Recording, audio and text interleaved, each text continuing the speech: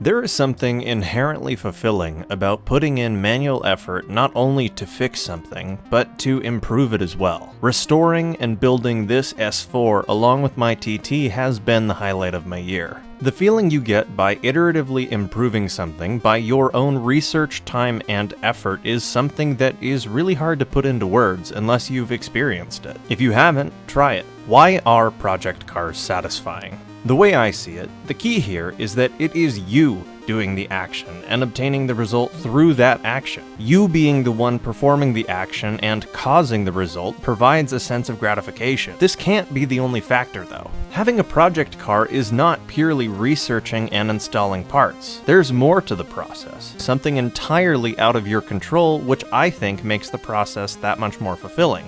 Time. This week I am in a waiting pattern with the S4 due to shipping and manufacturing delays. I've got a laundry list of parts on the way. Intercoolers, short shifters, cosmetic upgrades, the list is comical in nature. This week, however, the universe dealt me the irony card, meaning that nothing that I ordered of my large list actually showed up. I'm determined not to let this time go to waste. I budget time for working on each of my project cars every week. Like a ritual, I look forward to it. Almost as a mental reset, it lets me order my thoughts, my priorities. It's almost something I need to do weekly in order to feel like I've accomplished something that I set out to do. Maybe you can relate to that. So when I have an external delay resulting in extra time, letting it pass me by isn't an option.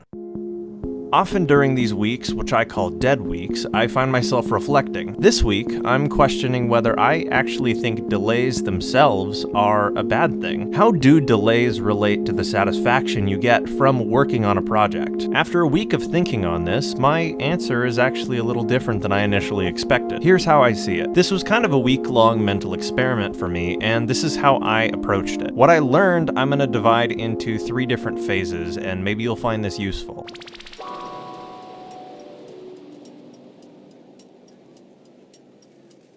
When you have nothing to do, you still have something to do.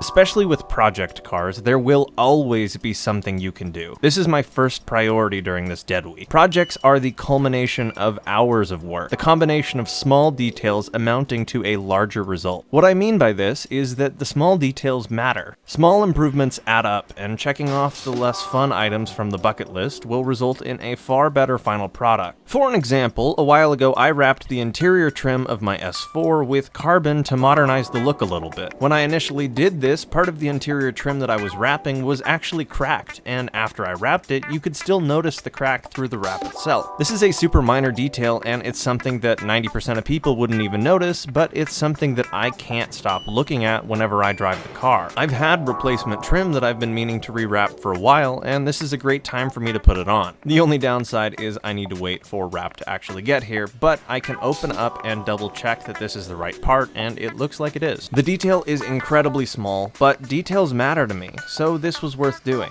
I also made it a point to deep clean both the interior and the exterior of both the TT and the S4. This is something I've been wanting to get around to for a long time now. So it's nice to actually have it done, even if pollen is just going to make it dirty in a matter of minutes. I also took the time this week to flash my ECU with another tune from Motoza and get my logs for the tuner. This is something I've done a handful of times for this car already, so it's getting a little repetitive at this point, but it's really important to do. I've had a lot of parts to install on my other cars which are a little bit more exciting, so this had naturally come to the bottom of my list of to-dos. Using dead weeks to get rid of things on the bottom of your to-do list is a really good use of your time, and that alone provides a little bit of satisfaction. Checking off small things on your project is something you are going to have to do eventually, so why not make use of the time you have while you are waiting for parts to get here? This is also a really good opportunity to enjoy what you've been working on. I took time this week to go on fun drives in both the S4 and the TT. This made me realize it's important to be aware that there is a fine line between enjoying purely working on a project car and realizing that what you're working on is a car that you can get in and drive. Drive your project car, don't just look at it. Otherwise, your car is never going to experience what it was actually designed initially for, driving and enjoying. That's how I see it, at least. You could say that that is one of the ways that you could turn a delay into something that's actually quite satisfying in the grand scheme. Delays give you time to do small ticket items, which in themselves are fulfilling, but I don't think that provides a full conceptual understanding of why I think delays make project cars so fulfilling. I think there's more to it.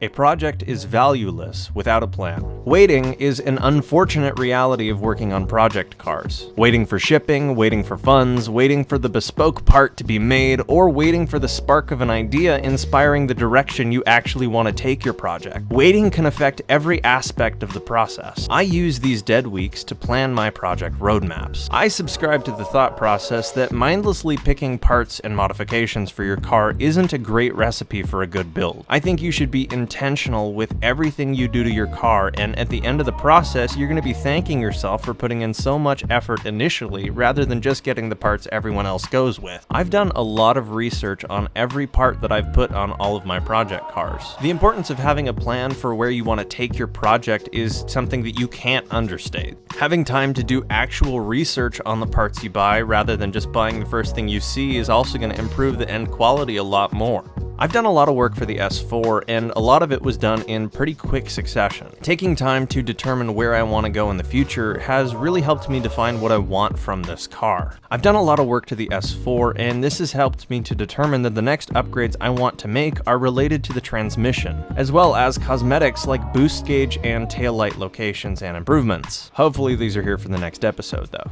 When you take time to plan where you want to take a car by building it, restoring it, or modifying it, the car becomes yours. You put your personality into the plan, and that comes through in the execution and is represented in the mods you choose to make to your car. You will not only have a better understanding behind the why for each install you do, but you'll also have a story to go along with it from the work being done by yourself. Making a plan to be executed can be another gratifying part of delays. I think using delays to future-proof and plan your roadmaps for your projects is a way to make them constructive and start to see them as valuable rather than just you wasting time waiting for the part to get here. This definition still isn't complete to me. I think there's more to what makes delays actually important.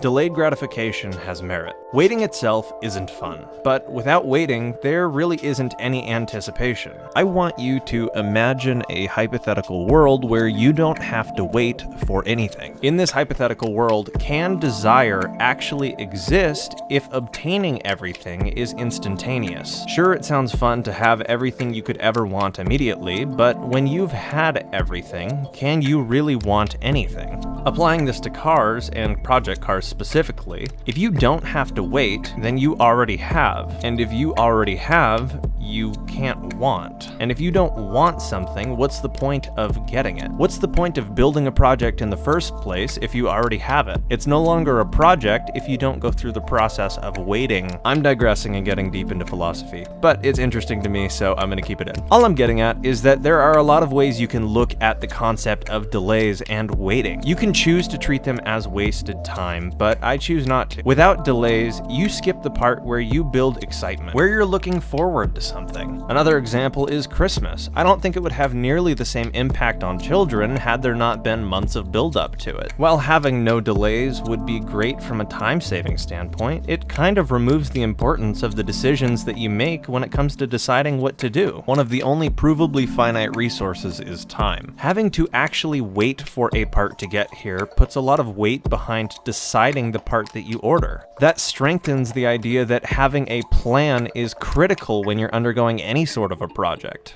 You're skipping an important step. Delayed gratification is the ability to postpone an immediate gain in favor of the greater and later reward, according to Webster's dictionary. By that definition, if you skip waiting for something that you really want, you're setting yourself up to not only enjoy it less, but find less value in it. So it sounds cheesy, but I think it's entirely a mindset shift. Waiting is a part of the project car experience, and if you didn't have to, you'd spend less time with the project as a whole. And when you spend less time on a project, I think at the end of the day, you're going to enjoy it less. You're going to have less memories to call back to it. So in a weird way, what I learned from this quote-unquote dead week is that delays aren't intrinsically bad, and you really shouldn't be that mad at your shipping company. They're also experiencing delays. These are just 3 ideas that I was kind of ruminating on over the course of the past week as I got small tasks done on each of the projects, and I think it's a really good way to overlook an otherwise annoying situation. This is something I'm continuously trying to do as I grow in my mechanical skill of working on project cars and kind of grow as a person in general. This is something you learn to deal with every time that it happens. It's an imperfect outlook on the idea of delays and time itself, and I say it's imperfect because I don't know if this is something anyone can ever really understand. I think delays are something you just learn to accept and work with, and maybe someday appreciate in a weird way.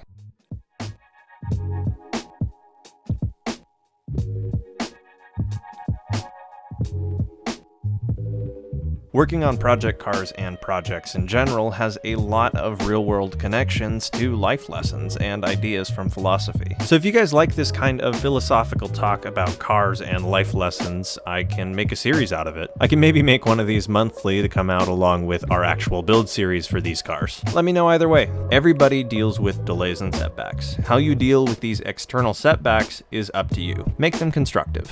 New videos on the TT and the S4 in the coming weeks. My next quest for the TT is to completely rebuild the suspension and improve the handling dramatically. And yes, that includes coilovers for everyone who has been telling me that's going to look great lowered. I agree, I'm excited. For the S4, I have everything on the way to improve the shifting quality, along with even more cosmetic upgrades to the car to make it look as good as it drives. Thank you so much for watching. I truly do appreciate your support, and I hope you enjoyed this video. It's one I've been wanting to make for actually quite a long time. If you enjoyed the video, found it entertaining, or learned something, consider dropping a like and subscribing for more. Every week, you guys blow me away with the amount of support you give these videos, and I cannot thank you enough. Once again, thank you for watching. I hope you have a wonderful day.